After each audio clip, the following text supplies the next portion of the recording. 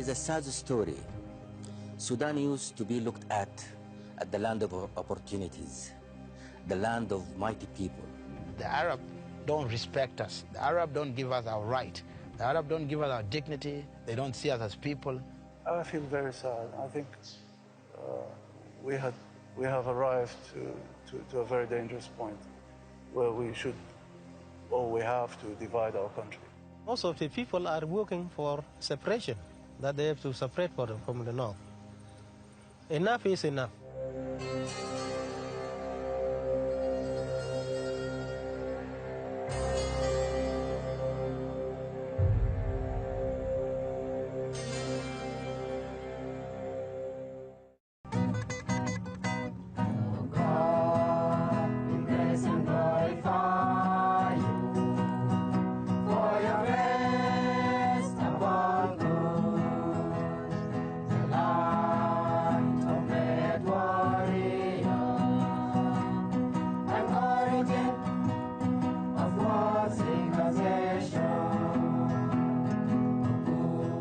A new national anthem for a country yet to be born.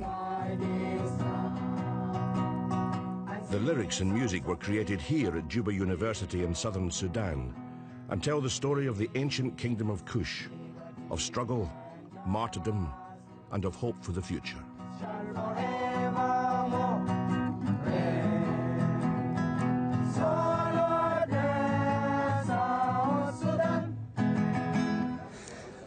As Dean of Music and Arts at the university, Professor Muhammad Ali oversaw the creation of the new anthem. He's a northern-born Arab who has embraced the multiculturalism of the tribal South. هم بيقولوا نحن عرب لكن الحياة هنا في tolerance في تسامح في integration with the community. بعدين الناس هنا ناس كلهم طيبين وطيبين باعتبار it is nature by the way.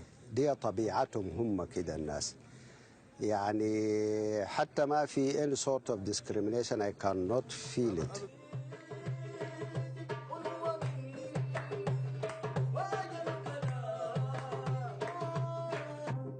فكل قبيلة هنا عندها ثقافاتها، عندها تقاليدها، عندها عاداتها.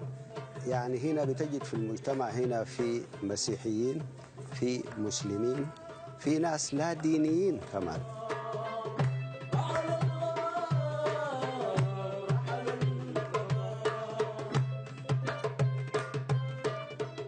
العالم ده كله هو وطني، هو وطني لأنه بيهمني فيه الإنسان في المقام الأول، ولا بد بيننا كأناس كبشر نتجاذب أو نتناول كل هذه الأنواع الثقافية الموجودة سواء كان في أفريقيا في البلاد العربية.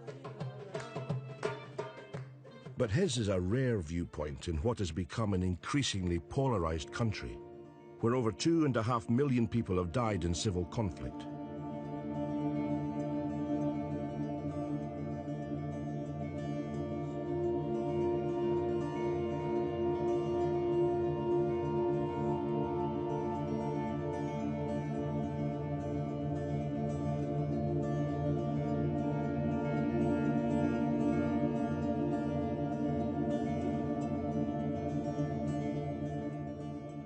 The future will be determined by a referendum in which Sudan will almost certainly break in two, with the South gaining independence from the previously dominant North.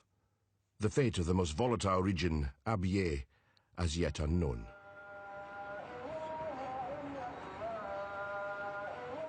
Khartoum, a modern, vibrant capital city for a country which, despite US-imposed sanctions, has in recent years enjoyed one of the fastest growing economies in Africa.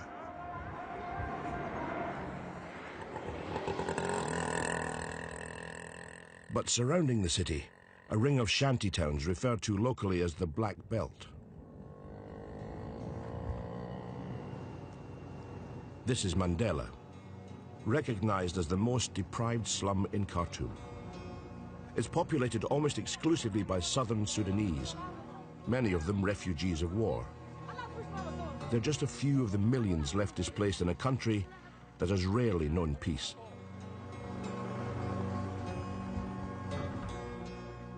وكده عرب خلاص وقف داير نمشي بلدنا ما مجبورين لو داير نقعد هنا نقعد شمالين ما قعدنا كويس ما عندنا بيت كويس ما عندنا مويه ونحن هسه داير نمشي بلدنا.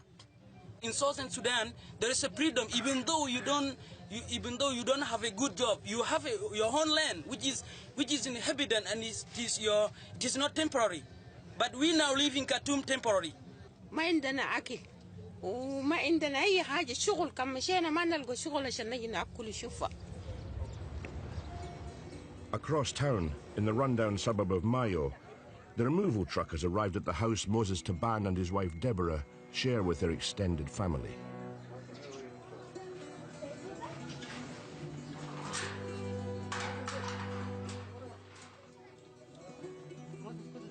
Having arrived in the north at an early age, Moses claims he was discriminated against almost from the beginning. مجرد ما ودوني في مدرسة قالوا لأبوي ولدك ده بيقرأ دين بتاع كفار وبعدين بيقرأ إنجليزي.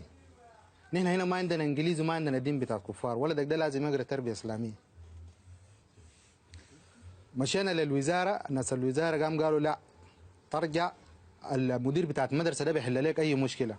رجعنا للمدير بتاعت المدرسة برضه رفض. قعدت درست تربية إسلامية وسقطت بس في تربية إسلامية، قال لي تعود شنو؟ ثالثة تاني. Now that the South is at peace, they both want to go home. For Deborah, there's an additional reason. She wants to escape the insults she says are commonly thrown at the black community, especially the use of the word abd, slave. وللأطفال إنه أنا مثلا نحن عبيد، أنا بقوم بشعر بعدم راحة ما بكون مبسوطة. يعني نحن سودانيين وكلنا قاعدين في بلد واحد وتربينا في مكان واحد، من المفترض يكون في تساوي ما بين الناس، ما يقول ده عبيد. All around the capital, Southerners prepare to return home. And across the country, every means of transport is being used in what has become a mass migration. An exodus of perhaps as many as 1 million people, leaving for what most believe will be a better life in an independent homeland.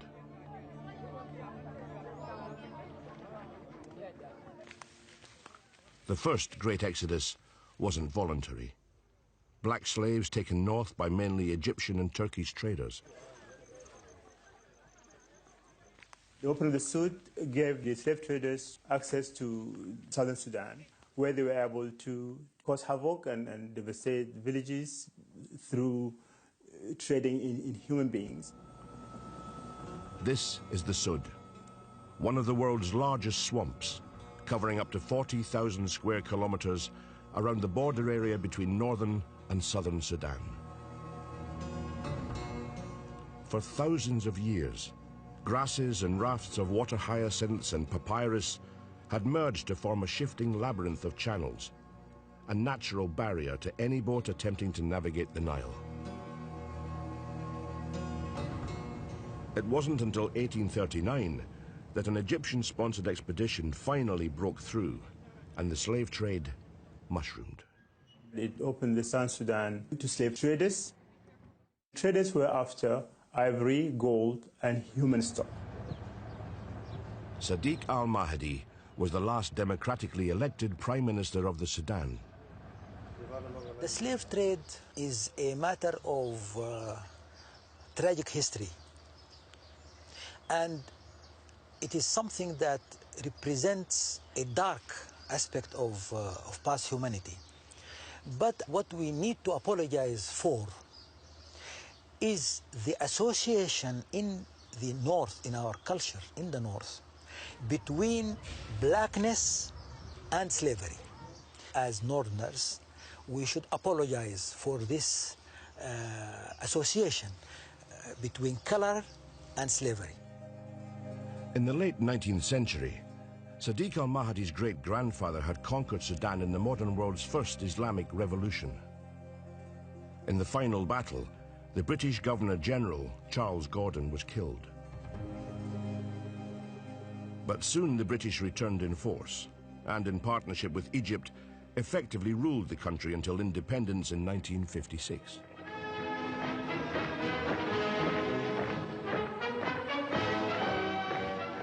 people were relieved that at last they're going to have their country for themselves. They will run their own affairs. And they were more or less united in their feelings of togetherness and readiness to build the future of the Sudan. When the British left, they left a democratic elected government. The first government was elected in 1954, that government who opted for independence. The British left an independent and strong civil service.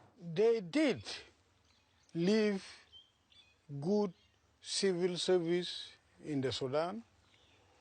Even the Sudan Defense Force was very efficient, but mainly for the north. They did very little in the south.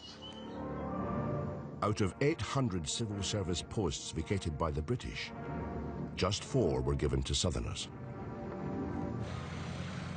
But even before independence, the signs were clear that the South was uneasy with a Northern-dominated administration. The trouble between North and South started in August 1955. Joseph Lagu, who became one of Southern Sudan's most famous rebel leaders, remembers the first shot fired in what eventually led to 50 years of conflict. A company of Southern soldiers refused orders from their Northern officer, who then shot one of them in the arm as a warning to obey. That initial shot made the soldiers to disperse from there disorderly. They went into the arms store, broke the arms store, took weapons, and then started shooting their Northern commanders that they could get hold of. And after finishing off with them, they went into the town and then started killing any Northern Sudanese they can find. Even today, many Arab shopkeepers living in the south are fearful of what might happen should Southerners vote to break away. Abu Qassam Babakir has watched with growing concern in recent months as friends have abandoned their stores to return north. كثيرين كمية ما واحد والله اثنين والله ثلاثة فاتوا كثيرين من الشمال اخواني برضو واصدقائي الشماليين كثيرين فاتوا وروحوا 60% والله 70% ديل مشوا خلاص. He now plans to leave himself, uncertain whether he will ever return. حيجي طبعا كان في امن سلام بنجي راجعين لكن كان ما في امن سلام ما في زول بيجي طبعا. Others are determined to stay. أنا جاي شغال هنا في الجنوب والجنوب ده والسودان واحد. السودان ده واحد ما السودان اثنين. أنا في هنا في الجنوب عندي وطأ عندي شبير كان متى بتفرنوني هنا ده ما في حدا. The seeds of the north-south divide had been sown long before Sudan itself had gained independence. It is the British to blame because they wanted the South to be a separate country. In 1922, the British colonial masters had created a time bomb for regional and religious conflict by restricting the movement of northerners south of the 10th parallel and of southerners above the 8th. The result was a country split in two. And that was a great mistake. They should have allowed the intercourse, the social and cultural intercourse between the North and South to develop naturally. They didn't. They disrupted it. They thought that the South was a cultural vacuum. It should be filled with Christianity.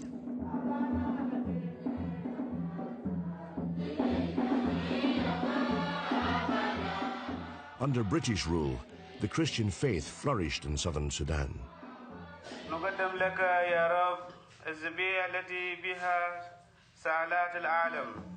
The British were trying to get rid of the Islamic influences in the south. They wanted Southern Sudanese to be converted to Christianity by allowing the missionaries to operate in the South Sudan. They just didn't want Northerners to spread Islam. Islam was developing fast there. So it is obvious that their motive was to stop Muslims from being there to spread Islam, especially that Muslims at the time were very, very devout Muslims. That resist the Spirit of God, that resist all the good things that the Lord does in the lives of the nation. Come, Heavenly Father. Christian missionaries flocked to the south, determined to take advantage. The traditional tribal religions were marginalized. Sudan was now on the front line in the struggle between the world's two biggest religions.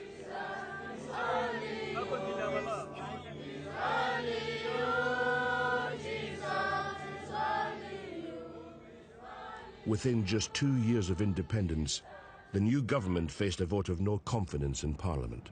The then Prime Minister, Abdallah Khalil, negotiated a handover of power to the military. He invited Ibrahim Aboud, General Ibrahim Aboud, to take over power. Aboud, in 1958, that just 2 years after independence.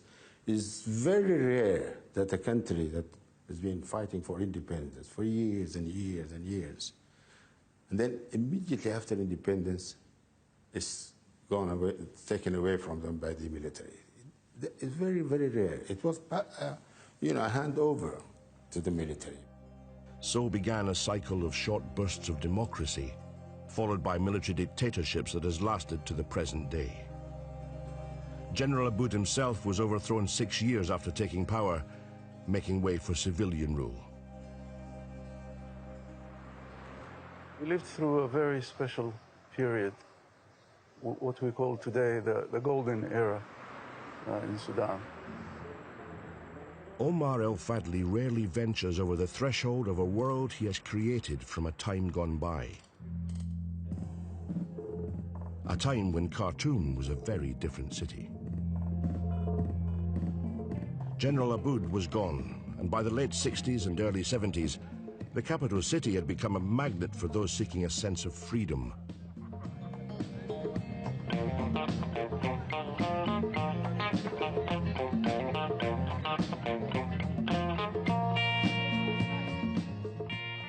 Khartoum was the Beirut of Africa, or was the Paris of Africa even. As Beirut used to claim that they used to be the Paris of the Middle East. We believe that Khartoum was also, at that time, in the way of having an open market, as I said, latest products from London, from New York, from Paris.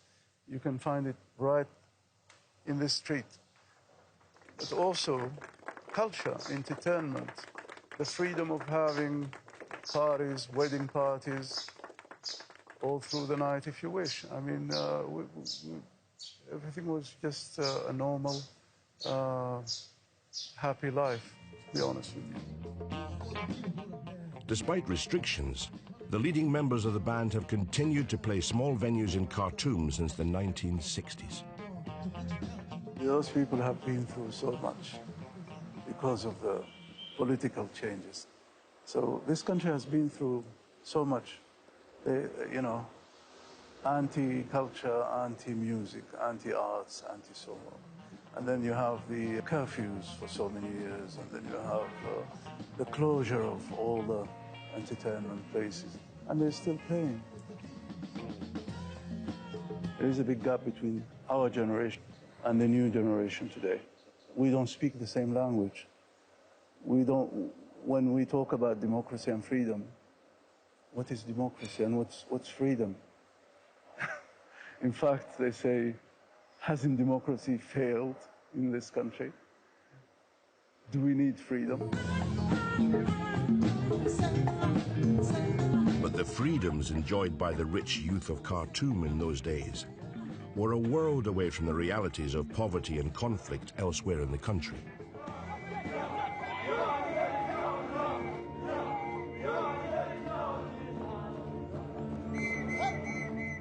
A war had begun years earlier in the south. We started action exactly on 19th of September 1963, we started with our bare hands. I myself entered the bush with machete in my hand. I had no gun. I had 3 old guns which I gave to my company commanders. I organized the guerrilla army and called it Anyanya. Anyanya is name of a poison which is used by some tribes, including my own, Madi tribe, and it is a deadly poison. If it touches you, or it is given to you in water or in food, there is no medicine for it. The Anyanya rebellion became a civil war lasting almost 9 years and brought Joseph Lagu into direct confrontation with an old army colleague, Jafar Numeri, who led a military coup in 1969. I knew him since 1960 here in Juba. As he took power in Khartoum, I found myself also in charge of the movement in the bush. And when the effect of our fighting was biting and so forth, he made a pronouncement, one of his main pronouncement, that South Sudan is a distinct region of the Sudan, and the people living there have their right to self-rule. I said, if someone has recognized what I am fighting for, then what is now left is to seek a way to have meaningful dialogue with him. A peace accord was signed in 1972 in Addis Ababa. It gave the South autonomy in everything except national matters such as defense and foreign affairs. Joseph Lagu became vice president, and 10 years of relative peace followed, the longest in modern Sudanese history. But unknown to the general public, a quiet revolution which had started in the corridors and debating societies of Khartoum University in the early 60s was beginning to wield influence in political circles. The key figure to emerge was a man who would eventually pull the country onto a path of strict Islamic principles, who would orchestrate military coups, and who is blamed by many in the South for creating laws which led to the Second Civil War, in which over 1 million people died. His name, Hassan al-Turabi.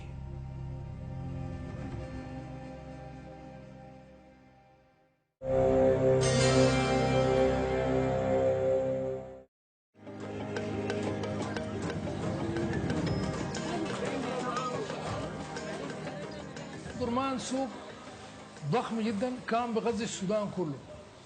كل السودان بيجي يشتري منهم درمان هنا. السوق هنا يعني قديم جدا وكان مقسم لمهن. المهن دي الحدادين، السمكرية، النجارين، السياق، كل المهن يعني. The Tabibi family has been crafting precious metals in northern Sudan for over 500 years. ما بس السودان هو في الشمال بس، لكن في كل يعني ستة لو طلعت لشرق السودان حتلقى في حضارة وفي تاريخ وفي ناس صنعت حضارة. لو مشيت جنوب السودان برضو بنفس القدر، طبعا ظروف الحرب هي اللي خلت الوضع كما هو عليه الآن. لأنه هنا بقى السودان ما إثنية واحدة ولا دين واحد ولا نوع واحد من البشر، مش أمة واحدة. يعني احنا كثيرة في السودان. يعني المسلم مسلم، المسيحي مسيحي، ما في حاجة.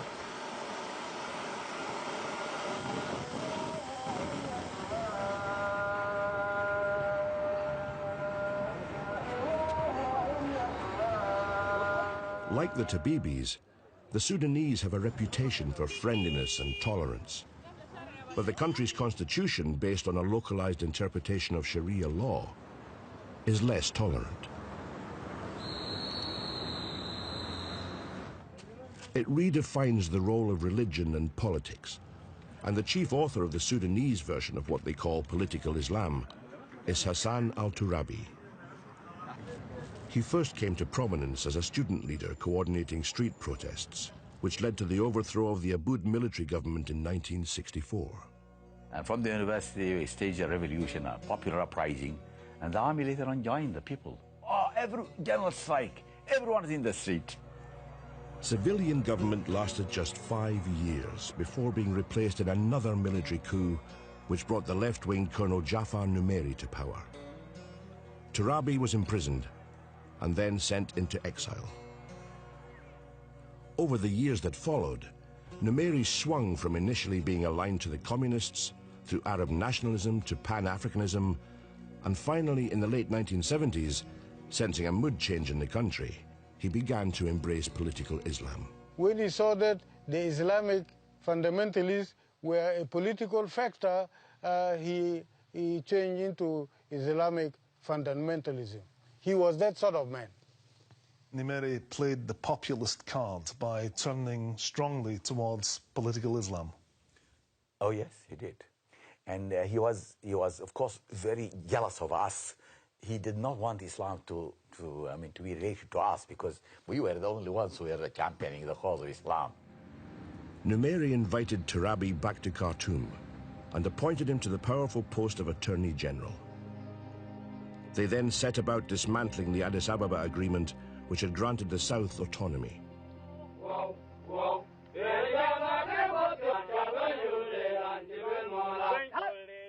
It was at this point that John Garang, a protege of Joseph Lagu from the Anyanya days, and now a senior officer in the Sudanese Armed Forces, began plotting a southern rebellion. In May 1983, in Garang's hometown of Bor, soldiers mutinied, refusing to obey orders from their northern commanders. Numeri sent troops to crush the revolt. It was the opportunity Garang had been waiting for.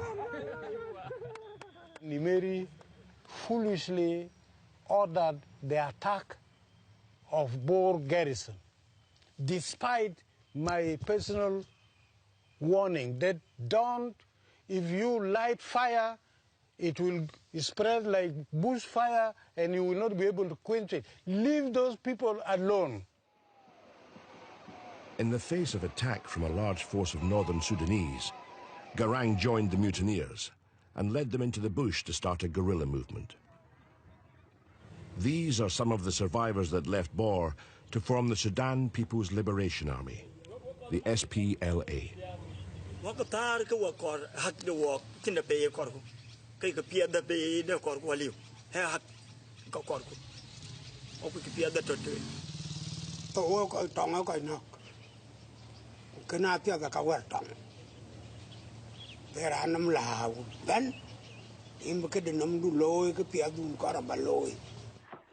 Although the first few months of the SPLA were marked by infighting amongst its leaders, a decision taken in Khartoum would soon unite the warring factions.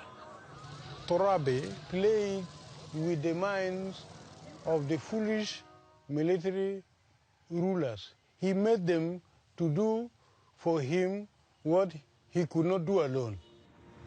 In September 1983, with Turabi at its core, the Numeri regime introduced a strict interpretation of Sharia law, which included punishments of limb amputation for crimes such as theft, stoning to death of women for adultery, and a ban on alcohol consumption. Do you accept that the introduction of the September laws struck fear through the South?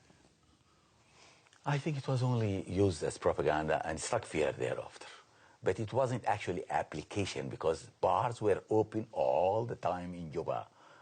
Those days, I'm quite sure about that. When I went to Juba myself with Joseph Lago.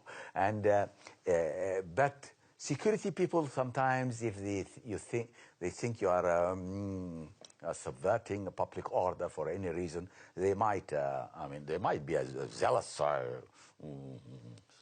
Islamically oriented. Like the Salafis, like the jihadists, all over the world.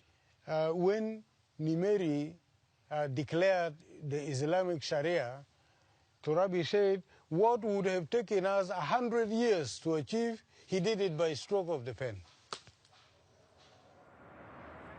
Even among northern Muslims there was anger, particularly at what they saw as Turabi's manipulation of the fundamentals of Islam. الترابي كان مستشار رئيس الجمهورية وعن استثناء الغير المسلمين من قوانين سبتمبر، فالترابي رفض لأنه قال دي بتبقى حجة إنه بعدين يدخلوا بها لمداخل أخرى، وحتى هو طبق الحدود فقط، حدود الشريعة الإسلامية، ما طبق الشريعة الإسلامية بفهم. فما كان المفروض يكون في قوانين بالفهم ده كده، هي اللي لخبطت الموضوع كله.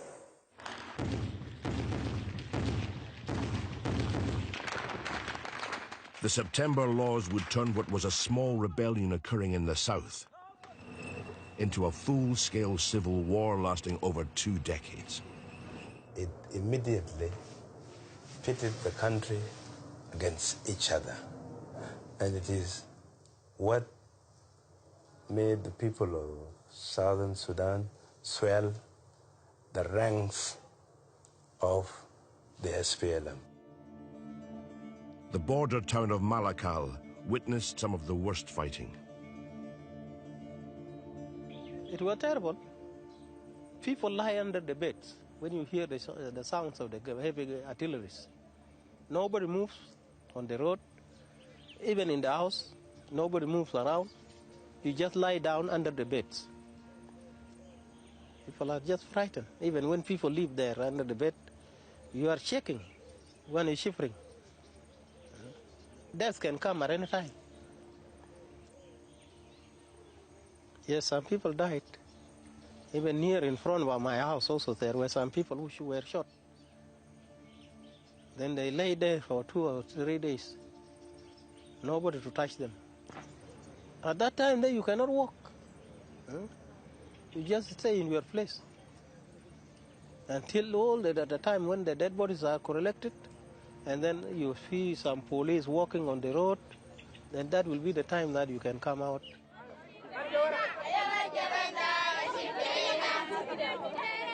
300 kilometers northwest of Malakal lie the Nuba Mountains.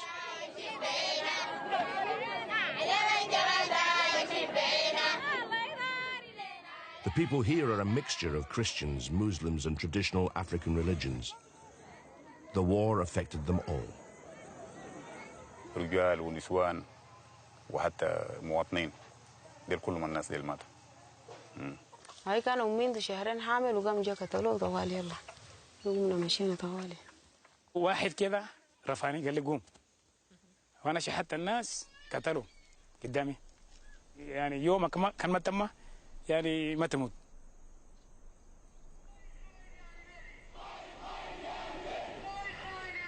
Hope of an end to conflict came in 1985. A general strike and mounting public anger led to President Dumeri being overthrown while on a visit to the United States.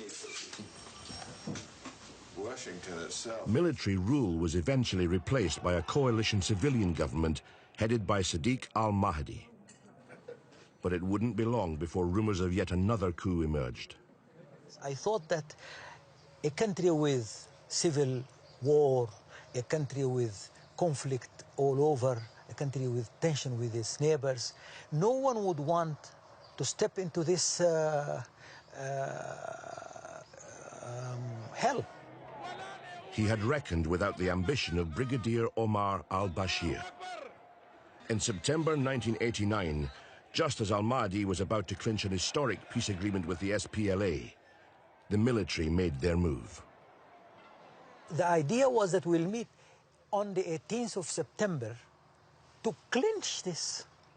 And one of their reasons for the coup was that they thought this was a conspiracy against Islam.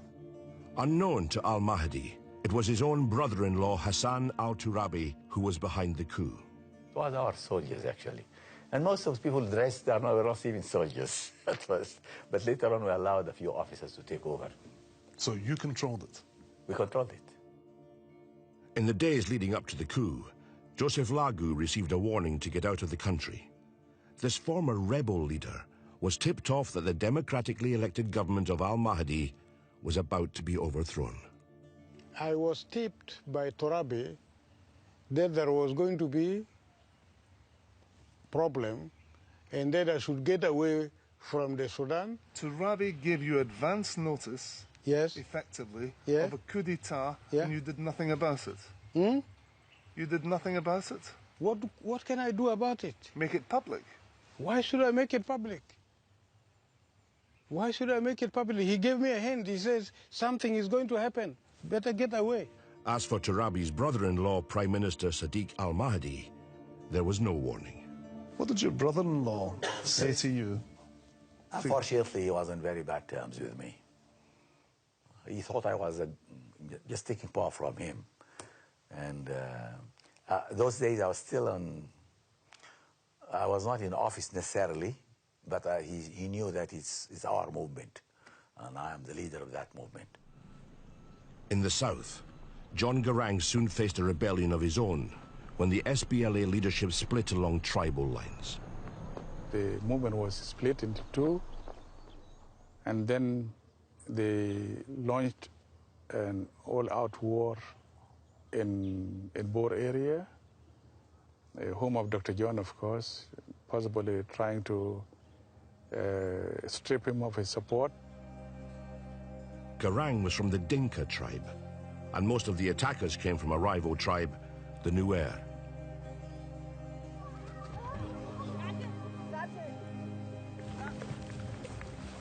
They abducted also a number of children and girls and women. There was a massacring of people. Thousands of people died, and it was a total destruction, and the whole area was left deserted, a no man's area. So it was a very terrible situation.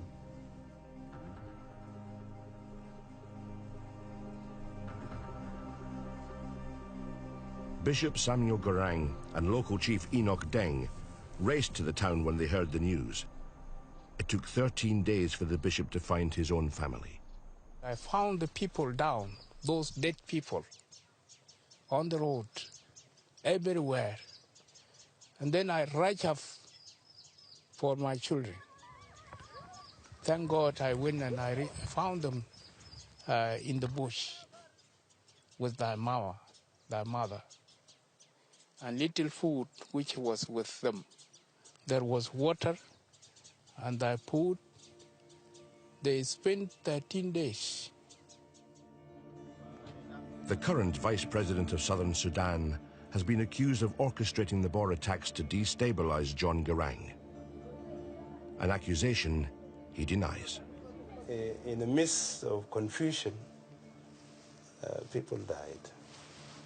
Actually, it's fair to say that most of the attackers were from the Nuer tribe, your tribe. Yes. Were you involved in instigating this in any way at all? I would have no reason to instigate. Garang now had to fight a civil war within the SPLA and continue to battle the Northern Army. President Bashir, on the other hand, experienced a golden period as the 20th century came to a close.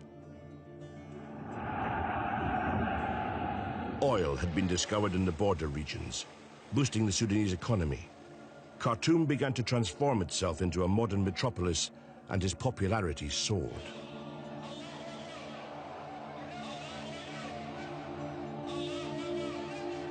But as Bashir's star rose, Hassan al-Turabi's influence declined, and soon he became a marginalized figure on the political wings.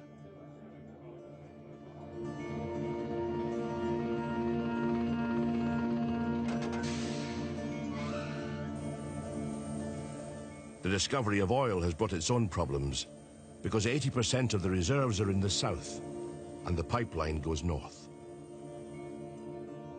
And in the oil-rich region of Abyei, there's a dangerous territorial dispute that could explode at any moment.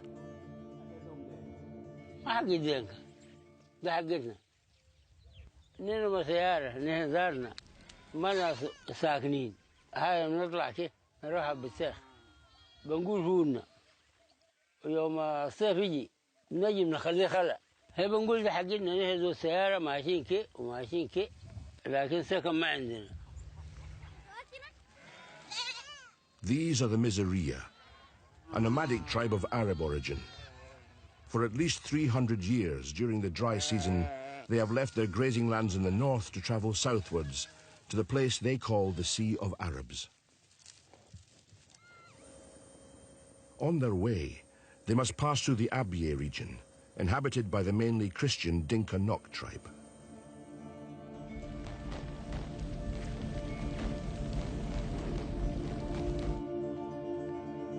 Time and again, the region has been devastated by fighting, which the local population claims is the work of Miseria militias, armed by the government. I have seen the whole area was burned down. Even those buildings you are seeing, they have just been rebuilt. They were not there. The whole thing has got destroyed at all, and people move towards South Abyei. But the Miseria chief denies that his people are responsible. To turn over the picture that the Miseria are bad people, the Miseria are hostile, the Miseria are very violent. Yes, we are not like this. I confirm to you that till this moment, we want to live in coexistence and peace with our brothers Ngok. Till this moment, yes.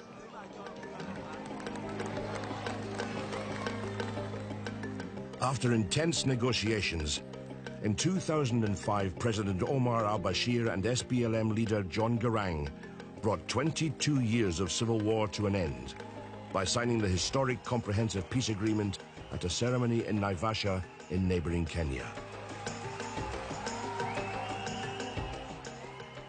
Two key articles of the agreement were for a referendum to be held throughout southern Sudan on independence, and a simultaneous referendum in Abyei, where the population would be allowed to vote on whether to be in the north or the south. There's little doubt that Dinka Nok favor the south. This is something that will be decided by the people, because right to self-determination is people's right. So it is the people of Abyei who are going to determine what course of action to take thereafter. But the Abyei ballot was abandoned amid protests that the rights of the Miseria, who had no vote, were being ignored. I think Abyei was the mistake committed by the government negotiators in the Naivasha process. The Abyei region belongs to both the Miseria and Dinka. According to the SPLM, it's only the Dinka, which in my view is a racist. These people have depended on their cattle for hundreds of years. You need water, not oil, for your cattle to drink. The Miseria drinks water, but the government drinks oil. You know? Even if they hide it, we know what they are after.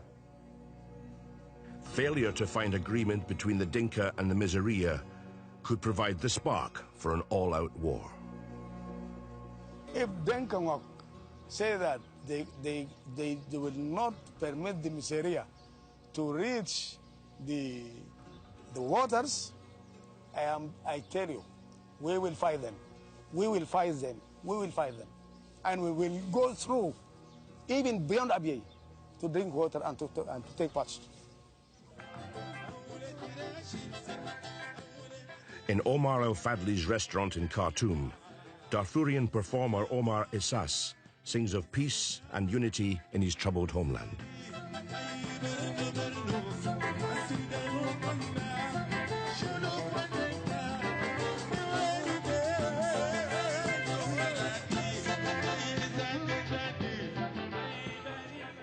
The United Nations says up to 300,000 people have died in Darfur, and 2.7 million have fled their homes. President Bashir, who puts the death toll at far fewer, just 10,000, has had an arrest warrant issued against him by the International Criminal Court on charges of war crimes. It's all a far cry from those heady days in 2005, when he and John Garang had joined together in peace. in the Nuba Mountains near the border between North and South. They still sing of that historic moment.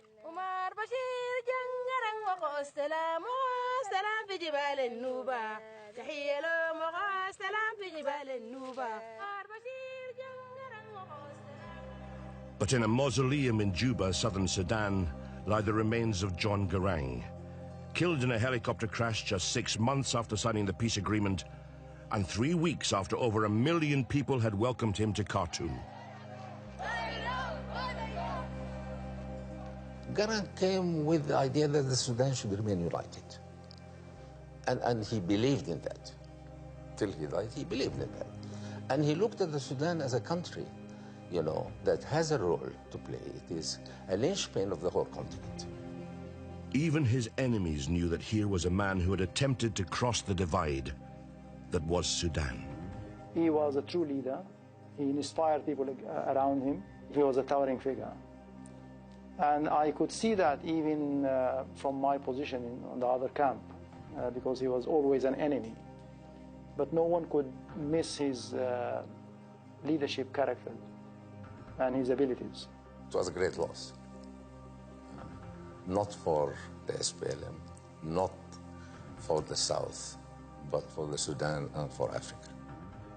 Sudan was the giant of Africa, a great experiment to discover whether different religions and cultures could coexist together. Instead, it has become the land of broken dreams.